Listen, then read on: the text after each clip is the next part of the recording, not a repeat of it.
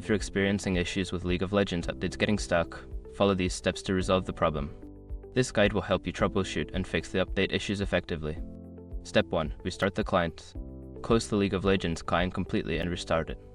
Sometimes, a simple restart can resolve temporary glitches that cause updates to hang. Step 2. Check your internet connection. Ensure that your internet connection is stable and working properly.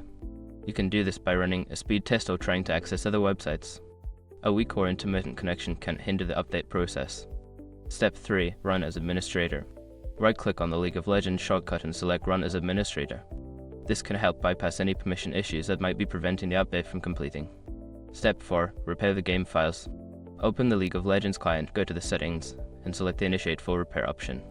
This will scan for and fix any corrupted game files that could be causing the update to stall.